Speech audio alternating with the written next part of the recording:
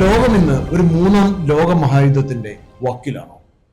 പശ്ചിമേഷ്യയിലെ നിലയ്ക്കാത്ത സംഘർഷങ്ങളും ദക്ഷിണേഷ്യയിലെ ശാക്തിക അസന്തുലിതാവസ്ഥയും ഈ ഒരു സംശയം നമ്മുടെ ഉള്ളിൽ ബലപ്പെടുത്തുന്നു. ഈ സാഹചര്യത്തിൽ ഏഷ്യയിലെ രണ്ട് വൻ ശക്തികളായ ഇന്ത്യയും ചൈനയും തമ്മിൽ ഭാവിയിൽ ഒരു പൂർണ്ണ തോതിലുള്ള യുദ്ധമുണ്ടായാൽ എന്തായിരിക്കും സംഭവിക്കുക? ഹിമാലയൻ അതിർത്തികളിലെ മഞ്ഞുമലകളിൽ മാത്രമല്ല, ആയിരക്കണക്കിന് കിലോമീറ്ററുകൾ അകലെയുള്ള സമുദ്രത്തിന്റെ ആഴങ്ങളിൽ വരെ ആ യുദ്ധത്തിന്റെ അലയൊലികൾ എത്തും എന്നത് തീർച്ചയാണ്. ഇന്ന് നാം വിശകലനം ചെയ്യാൻ പോകുന്നത് തികച്ചും സാങ്കല്പികമെങ്കിലും ലോകരാജ്യങ്ങളുടെ ഉറക്കം കെടുത്തുന്ന ഒരു സൈനിക തന്ത്രത്തെക്കുറിച്ചാണ്.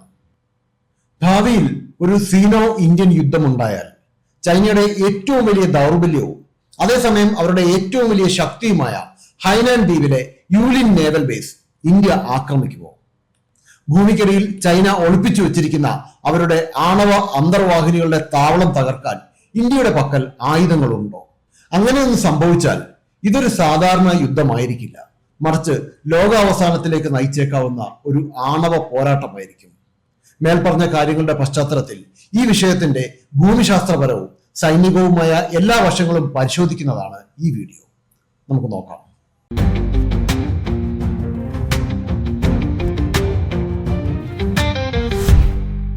ചൈനയുടെ തെക്കേ അറ്റത്തുള്ള ഒരു വലിയ ദ്വീപാണ് ഹൈനാൻ.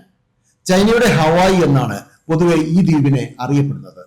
മനോഹരമായ ബീച്ചുകളും റിസോർട്ടുകളുമുള്ള ഈ വിനോദസഞ്ചാര കേന്ദ്രത്തിന്റെ മറ്റൊരു മുഖം വളരെ ഭയാനകമാണ്. ഹൈനാൻ ദ്വീപിന്റെ തെക്കൻ തീരത്തുള്ള സാന്യാൻ നഗരത്തിന്റെ സമീപമാണ് ലോങ്പോ അല്ലെങ്കിൽ യൂലിൻ നേവൽ ബേസ് സ്ഥിതി ചെയ്യുന്നത്.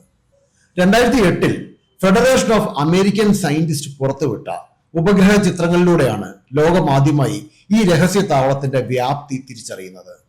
വെറുമൊരു നാവിക താവളമല്ല ഇത്. അതിബൃഹത്തായ പർവ്വതങ്ങൾ തുരന്ന് ഭൂമിക്കടിയിൽ നിർമ്മിച്ചിട്ടുള്ള കൂറ്റൻ ഗുഹകളാണിവ. ഏകദേശം 20 ആണവ അന്തർവാഹിനികളെ വരെ ഒരേ സമയം ഒളിപ്പിച്ചു വെക്കാൻ ഈ തുരങ്കങ്ങൾക്ക് സാധിക്കും. ചൈനയുടെ പീപ്പിൾസ് ലിബറേഷൻ ആർമി നേവിയുടെ അഥവാ PLA നേവിയുടെ സൗത്ത് സീ ഫ്ലീറ്റിന്റെ ആസ്ഥാനമാണിത്. ചൈനീസ് നാവികസേനയുടെ അഭിമാനമായ ടൈപ്പ് 094 ന്യൂക്ലിയർ ബാലിസ്റ്റിക് മിസൈൽ അന്തർവാഹിനികൾ വിശ്രമിക്കുന്നത് ഇവിടെയാണ്. ഈ വിഭാഗത്തിലുള്ള ഓരോ അന്തർവാഹിനികളും 12 JL-2 അല്ലെങ്കിൽ 6 JL-3 ഭൂഖണ്ഡാന്തര ബാലിസ്റ്റിക് മിസൈലുകളാണ് വഹിക്കുന്നത്. ചുരുക്കത്തിൽ ചൈനയുടെ ആണവ പ്രതിരോധത്തിന്റെ ഹൃദയമാണ് ഈ യൂലിൻ നേവൽ ബേസ്. എന്തിനാണ് ചൈന ഇത് ഇവിടെ നിർമ്മിച്ചത്?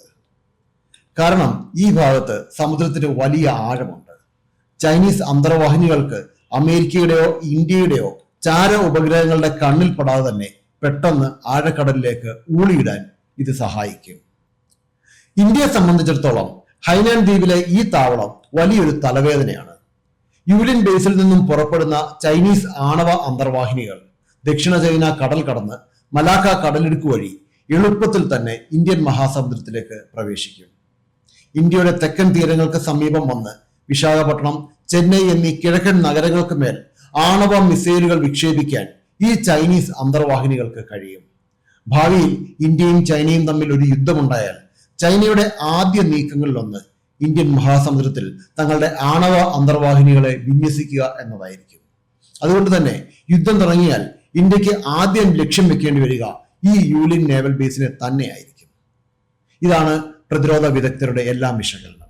എന്നാൽ ചൈനയെ നേരിടാൻ പ്രകൃതി തന്നെ ഇന്ത്യക്ക് നൽകിയ ഒരു വലിയ വരദാനമുണ്ട്. അതാണ് നമ്മുടെ ആൻഡമാൻ നിക്കോബാർ ദ്വീപുകൾ. ഇന്ത്യയുടെ കിഴക്കൻ തീരത്ത് നിന്ന് മാറി ബംഗാൾ ഉൾക്കടലിൽ സ്ഥിതി ചെയ്യുന്ന ഈ ദ്വീപ സമൂഹത്തെ ശാക്തിക തന്ത്രജ്ഞർ വിശേഷിപ്പിക്കുന്നത് ഇന്ത്യയുടെ മുങ്ങാത്ത ഒരു വിമാനവാഹിനി കപ്പൽ എന്നാണ്. ഇന്ത്യയുടെ ഏക ട്രൈ സർവീസ് കമാൻഡായ ആൻഡമാൻ ആൻഡ് നിക്കോബാർ കമാൻഡ് ഈ ആർക്കിപ്പെലോഗോയുടെ തലസ്ഥാനമായ പോർട്ട് ബ്ലെയറിലാണ് സ്ഥിതി ചെയ്യുന്നത്. ആൻഡമാൻ നിക്കോബാർ ദ്വീപുകളിൽ നിന്ന് ഹൈനാൻ ദ്വീപിലേക്കുള്ള ദൂരം വെറും 2135 കിലോമീറ്റർ മാത്രമാണ് എന്ന് ഓർക്കുക. അതായത് ചൈനീസ് യുദ്ധക്കപ്പലുകൾക്കും അന്തർവാഹിനികൾക്കും ഇന്ത്യൻ മഹാസമുദ്രത്തിലേക്ക് കടക്കണമെങ്കിൽ ഈ ദ്വീപുകൾക്ക് സമീപത്തു കൂടി മാത്രമേ സാധിക്കൂ. ആൻഡമാനിൽ ഇന്ത്യ സ്ഥാപിച്ചിട്ടുള്ള ശക്തമായ റഡാർ ശൃംഖലകളും P-8I പോസിഡോൺ എന്ന അന്തർവാഹിനി വിരുദ്ധ വിമാനവും ചൈനയുടെ ഓരോ ചലനവും സൂക്ഷ്മമായി നിരീക്ഷിക്കുന്നുണ്ട്. യുദ്ധം അനിവാര്യമാണെന്ന് വന്നാൽ ഹൈനാൻ ദ്വീപിനെ ആക്രമിക്കാൻ ഇന്ത്യക്ക് മുന്നിൽ പ്രധാനമായും 3 വഴികളാണുള്ളത്. അതിനായി നമ്മുടെ ആയുധപ്പുരയിൽ ഒരുക്കിയിരിക്കുന്ന ആ ബ്രഹ്മാസ്ത്രങ്ങൾ എന്തൊക്കെയാണെന്ന് നോക്കാം.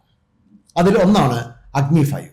ആകാശത്ത് തീമഴ എന്നറിയപ്പെടുന്ന ഇന്ത്യയുടെ ഏറ്റവും കരുത്തുറ്റ ആയുധമാണ് അഗ്നി 5. ഇന്റർ കോണ്ടിനെന്റൽ ബാലിസ്റ്റിക് മിസൈലാണ് അഗ്നി 5. 5000 മുതൽ 8000 കിലോമീറ്റർ വരെ ദൂരപരിധിയുള്ള ഈ മിസൈലിന് ഇന്ത്യയുടെ ഏത് കോണിൽ നിന്നും വിക്ഷേപിച്ചാലും ബീജിംഗ് അടക്കമുള്ള ചൈനയിലെ ഏത് നഗരത്തെയും കൃത്യമായി ലക്ഷ്യം വെക്കാൻ കഴിയും. ശബ്ദത്തെക്കാൾ 24 ഇരട്ടി, അതായത് മാക് 24 വേഗതയിൽ കുതിക്കുന്ന അഗ്നി 5നെ തടയാൻ നിലവിൽ ലോകത്ത് വളരെ ചുരുക്കം പ്രതിരോധ സംവിധാനങ്ങൾക്കേ കഴിയൂ. 2024 ഇന്ത്യ വിജയകരമായി പരീക്ഷിച്ച മിഷൻ ദിവ്യാസ്ത്ര ഇതിന്റെ പ്രഹരശേഷി 10 മടങ്ങ് വർദ്ധിപ്പിക്കുന്നു.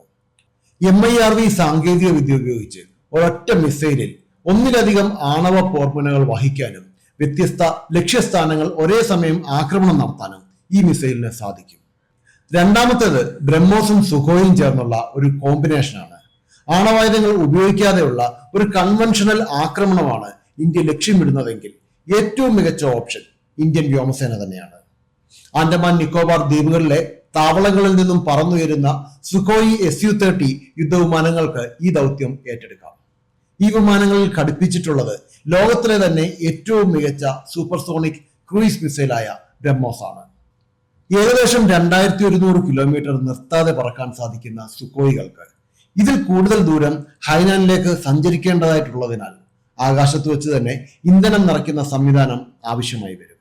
ശത്രുവിന്റെ റഡാറുകളുടെ കണ്ണു വെട്ടിച്ച് താഴ്ന്നു പറക്കാനും വളരെ കൃത്യതയോടെ ഹൈനാനിലെ താവളങ്ങൾക്ക് മുകളിൽ ബ്രഹ്മോസ് മിസൈലുകൾ വർഷിക്കാനും ഈ യുദ്ധവിമാനങ്ങൾക്ക് കഴിയുമെന്നതിനാൽ ഇന്ത്യൻ നാവനാഴിയിലെ ഏറ്റവും മാരകമായ ഒരു കോംബോയാണ് ബ്രഹ്മോസ് മിസൈലുകളുമായി മാനമേറുന്ന സുഖോയികൾ എന്ന് വിശ്വസിക്കപ്പെടുന്നു. മൂന്നാമതായി INS അരിഹന്ത് സീരീസ് ന്യൂക്ലിയർ സബ്മറൈനുകൾ. ഇന്ത്യയുടെ മൂന്നാമത്തെ തന്ത്രം സമുദ്രത്തിനടിയിലൂടെയാണ്. രാജ്യത്തിന്റെ സ്വന്തം ആണവ അന്തർവാഹിനികളായ INS Arihant, INS അരിഹട്ട്, INS Aridhaman എന്നിവ ദക്ഷിണ ചൈന കടലിന്റെ ആഴങ്ങളിൽ ഒളിച്ചിരുന്ന് ആക്രമണം നടത്താൻ ശേഷിയുള്ളവയാണ്. അവയിൽ ഘടിപ്പിച്ചിട്ടുള്ള K4 സബ്മറൈൻ ലോഞ്ച് ബാലിസ്റ്റിക് മിസൈലുകൾക്ക് ഉദ്ദേശം 4000 കിലോമീറ്റർ ആണ് ദൂരപരിധി. ബംഗാൾ ഉൾക്കടലിന്റെ ആഴങ്ങളിൽ കിടന്നുകൊണ്ട് തന്നെ ഹൈനാൻ ദ്വീപിലെ ചൈനീസ് താവളങ്ങൾ തകർക്കാൻ ഈ മിസൈലുകൾക്ക് സാധിക്കും. ഹൈനാനിലേക്കുള്ള ഒരു ഇന്ത്യൻ ആക്രമണത്തെക്കുറിച്ച് കേൾക്കുമ്പോൾ വളരെ എളുപ്പമാണെന്ന് നമുക്ക് തോന്നുമെങ്കിലും യാഥാർത്ഥ്യം അങ്ങനെയല്ല. ലോകത്തിലെ ഏറ്റവും മികച്ച രീതിയിൽ സംരക്ഷിക്കപ്പെട്ടിട്ടുള്ള സൈനിക താവളങ്ങളിൽ ഒന്നാണ് ഈ ചൈനീസ് ദ്വീപിലെ യൂലിൻ നേവൽ ബേസ്. സാധാരണ മിസൈലുകൾക്ക് തകർക്കാൻ കഴിയാത്ത അഭേദ്യ ഭൂഗർഭ തുരങ്കങ്ങളാണ് ഇവിടെയുള്ളത്. കട്ടിയുള്ള പാറക്കെട്ടുകൾ തുരന്ന് നിർമ്മിച്ചിട്ടുള്ള ഈ ബങ്കറുകൾ ആണവാക്രമണത്തെ പോലും ഒരു പരിധിവരെ ചെറുക്കാൻ തക്കവണ്ണം ഡിസൈൻ ചെയ്തിട്ടുള്ളവയാണ്. ഇവ തകർക്കാൻ പ്രത്യേകതരം ബങ്കർ ബസ്റ്റർ മിസൈലുകളോ ബങ്കർ ബസ്റ്റർ ബോംബുകളോ തന്നെ വേണ്ടിവരും. മാത്രമല്ല, ഹൈനാൻ ദ്വീപിന് ചുറ്റും റഷ്യൻ നിർമ്മിത S-400 എയർ ഡിഫൻസ് സിസ്റ്റം, ചൈനയുടെ സ്വന്തം HQ-9 എയർ ഡിഫൻസ് സിസ്റ്റം എന്നീ അത്യാധുനിക വ്യോമ പ്രതിരോധ സംവിധാനങ്ങൾ PLA നേവി വിന്യസിച്ചിട്ടുണ്ട്. ഇന്ത്യയുടെ ഫൈറ്റർ ജെറ്റുകളോ ക്രൂസ് മിസൈലുകളോ ഈ മേഖലയിലേക്ക് കടന്നാൽ അവയെ ആകാശത്ത് വെച്ച് തന്നെ തകർക്കാൻ ഈ ചൈനീസ് സംരക്ഷണ കവചങ്ങൾക്ക് സാധിച്ചേക്കാം. ഇതിനെല്ലാം പുറമെ ചൈനയുടെ പടുകൂറ്റൻ Type 055 ഡിസ്ട്രോയർ കപ്പലുകൾ ഈ ദ്വീപിന് ചുറ്റും സദാസമയവും കാവലുണ്ട്. ഇന്ത്യയുടെ ഒരു അന്തർവാഹിനി ഈ പ്രദേശത്തേക്ക് കടക്കാൻ ശ്രമിച്ചാൽ വലിയൊരു യുദ്ധം തന്നെ സമുദ്രത്തിനടിയിൽ നടക്കും എന്നതിൽ ഒരു തർക്കവുമില്ല. സാങ്കേതികമായി ഇന്ത്യക്ക് ഹൈനാൻ ദ്വീപിലെ ആണവ കേന്ദ്രം ആക്രമിക്കാൻ ശേഷിയുണ്ടെങ്കിലും അതിന്റെ പ്രത്യാഘാതങ്ങൾ എന്തായിരിക്കും എന്നുകൂടി നമ്മൾ ആലോചിക്കണം. ഇവിടെ നാം ഓർക്കേണ്ട ഒരു കാര്യമുണ്ട്. ആക്രമിക്കുന്നത് ഒരു സാധാരണ സൈനിക താവളത്തെ അല്ല, മറിച്ച് ഭൂമിയിലെ അതുല്യ മഹാശക്തികളിലൊന്നായ ചൈനയുടെ ആണവ ശേഖരത്തെയാണ് എന്നുള്ളത്. ആധുനിക യുദ്ധതന്ത്രങ്ങളിൽ ഇതിനെ കൗണ്ടർ ഫോഴ്സ് സ്ട്രൈക്ക് എന്നാണ് വിളിക്കുന്നത്. ചൈനീസ് ആണവ അന്തർവാഹിനികൾക്ക് നേരെ ഇന്ത്യ ഒരു സാധാരണ ക്രൂസ് മിസൈൽ ആക്രമണം നടത്തിയാൽ പോലും ചൈന അതിനെ കാണുക തങ്ങളുടെ ആണവ പ്രതിരോധത്തിന് നേരെയുള്ള ഒരു ആക്രമണമായിട്ടായിരിക്കും. ഇത് ഉടനടി ഒരു തികഞ്ഞ ആണവ യുദ്ധത്തിലേക്ക് വഴിമാറും. 30 ലക്ഷത്തിലധികം വരുന്ന ഇന്ത്യയുടെ സൈന്യവും അർദ്ധസൈന്യവും ഇന്ത്യയിലെ കോടിക്കണക്കിന് ജനങ്ങളും ചൈനീസ് ആണവ മിസൈലുകളുടെ വ്യത്യസ്ത ലക്ഷ്യങ്ങളായി മാറും. കൂടാതെ ഇന്ത്യയുടെ ആണവ നയം അനുസരിച്ച് നാം ആണവായുധം ആദ്യം ഉപയോഗിക്കില്ല, അഥവാ നോ ഫസ്റ്റ് യൂസ് എന്ന തത്വമാണ് പിന്തുടരുന്നത്. അതായത് ശത്രു ആദ്യം ഇന്ത്യക്ക് നേരെ ആണവായുധം പ്രയോഗിച്ചാൽ മാത്രമേ നാം തിരിച്ചടിക്കുകയുള്ളൂ. അതിനാൽ പ്രകോപനമില്ലാതെ ചൈനയുടെ ആണവ കേന്ദ്രങ്ങൾക്ക് നേരെ ഇന്ത്യ ആദ്യം ആക്രമണം നടത്തുക എന്നത് ഇന്ത്യൻ നയങ്ങൾക്ക് തന്നെ വിരുദ്ധമാണ്.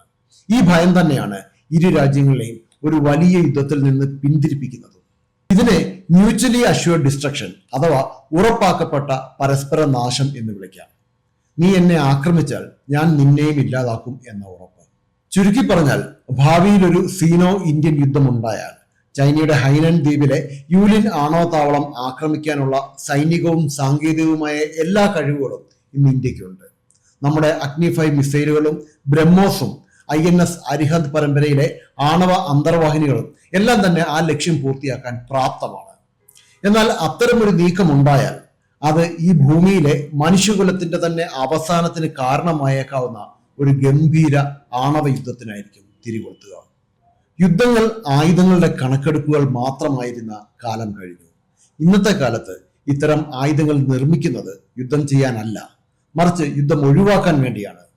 ശക്തനായ ഒരു ശത്രുവിനെതിരെ നമുക്കും അതേ ശക്തിയുണ്ടെന്ന് കാണിച്ചു കൊടുക്കുന്നതാണ് ഏറ്റവും വലിയ പ്രതിരോധം.